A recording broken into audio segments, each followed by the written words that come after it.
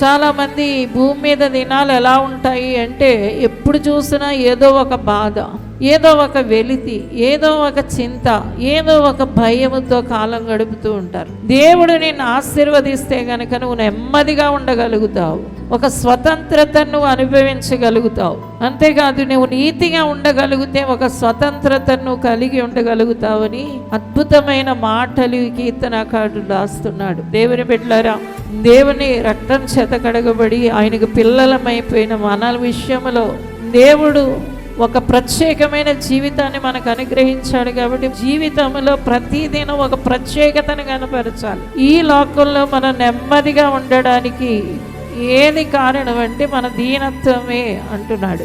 ఎంత తగ్గించుకుని ఉంటారు, ఎంత దీనులుగా ఉంటారు, ఎంత విరిగి నలిగిన హృదయముతో ఉంటారో అలాంటి వారు నెమ్మదిని, సమాధానాన్ని, సంతోషాన్ని పొందుకుంటారు. అందుకనే దైవాశీర్వాదం కోసం మనం కనిపెట్టాలి. ఎప్పుడు దైవాశీర్వాదం ఒక వ్యక్తి మీదకి వస్తుంది, దేవుడికి దగ్గరగా ఉంటే దైవాశీర్వాదం వస్తుంది. అలా వచ్చినప్పుడు ఏం జరుగుతుంది అంటే దైవాశీర్వాదం దిగి వస్తుంది. అలాంటి వారు నెమ్మదిగా సంతోషంగా ఉండగలుగుతారు.